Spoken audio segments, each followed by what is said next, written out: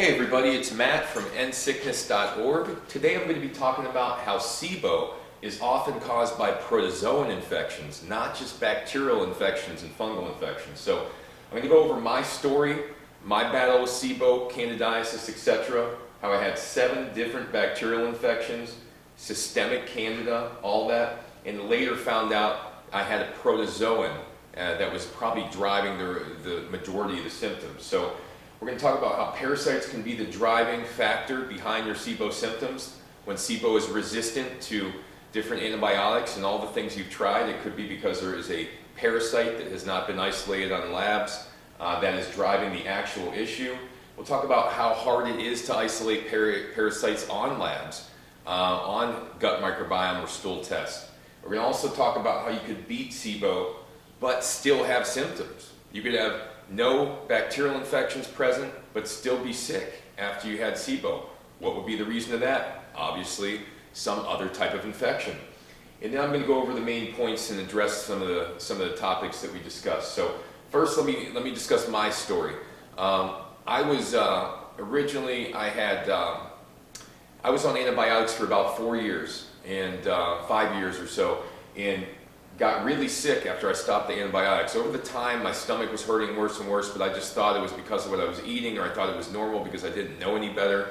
Then all of a sudden I stopped the antibiotics. Within 60 days or so, I got extremely sick. Serious stomach issues, extreme weakness, unable to eat a lot of foods without having stomach pain, loose stools, started losing lots of weight, was shaking all the time, was sleeping 24/7. It was really bad. Couldn't go to the bathroom on my own. It got worse and worse and worse over time. And the reason it got worse a lot is because I thought I was dealing with bacterial and fungal infections. So I kept treating myself with anti-candida and antibacterial stuff, right?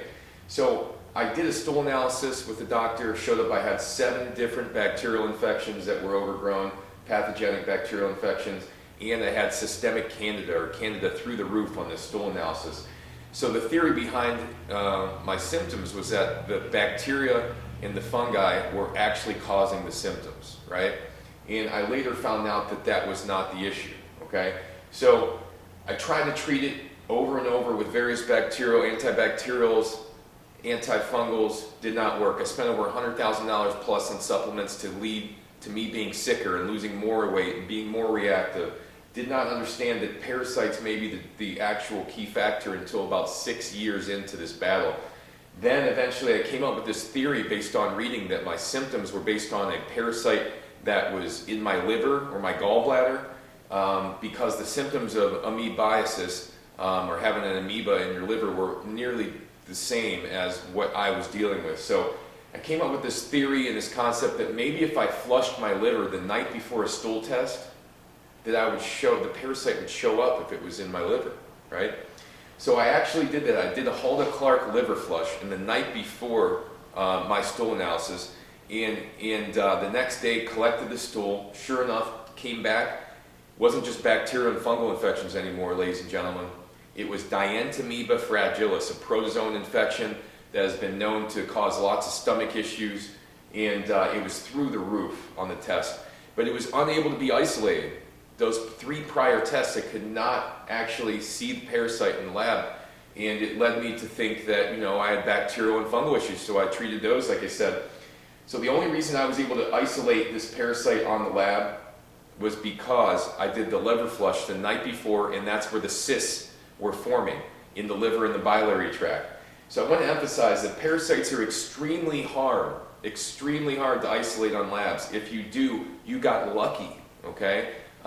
That maybe one of the cysts just burst open and it was high enough amount that you were able to isolate it on the lab, or maybe you just had exposure to some other type of infection that made that pathogen, that parasite, more aggressive, like COVID or something like that. But the key point is that parasites are extremely difficult to actually confirm in labs.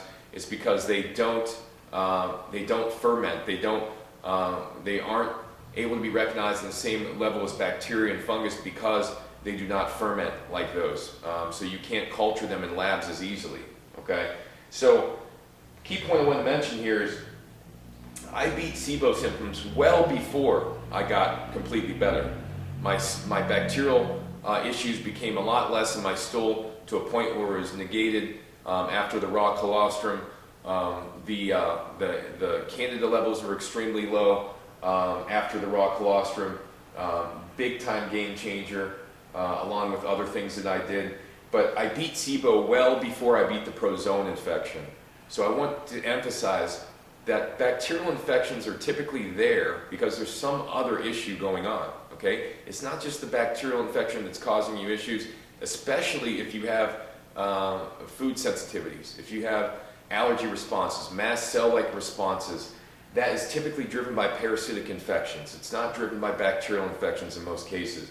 So you could beat SIBO symptoms and still have SIBO on your stool analysis. You could see very little bacteria left that are causing issues, but still have a lot of the same problems. And the reason is because the protozoan infection was the underlying cause of all this in the beginning, okay?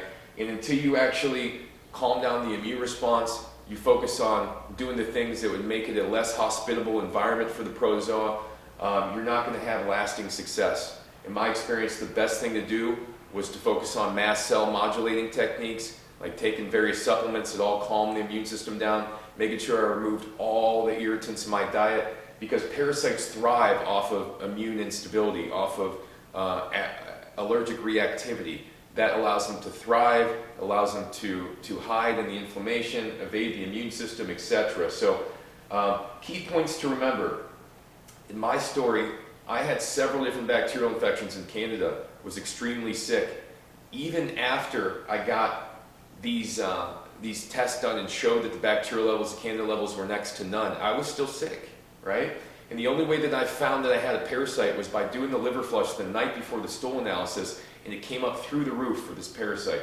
So wherever it's hiding in your body, most often it's difficult to be able to isolate this and pick it up on a lab unless you flush it into your stomach somehow, or you're lucky enough that a cyst breaks open right before the stool analysis, or even if you get like COVID or some other type of viral infection right before the stool analysis.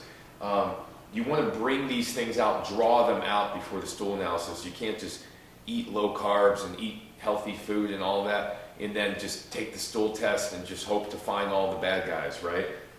You want to go ahead and not only flush them out, but you want to go ahead and eat foods that are more than likely going to feed them, so they show up, so you can isolate the actual pathogen that's causing the issue.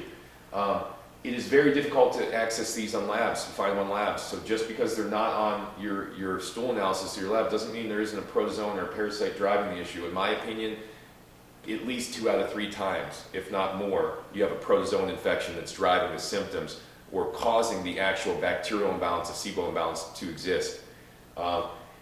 You can beat SIBO before you beat the protozoa. You know, I beat my SIBO symptoms years before I beat my overall symptoms, you know, my remaining symptoms.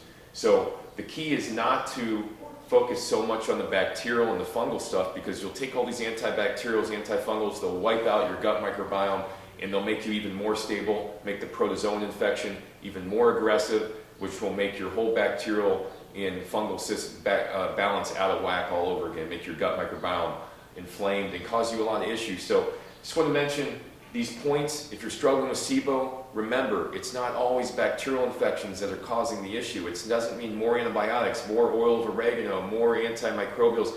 It's not always the right answer, okay? It could be a parasitic infection beneath the surface that's not been recognized that's causing your SIBO symptoms. So if you have any questions about this, feel free to reach out to me on my website.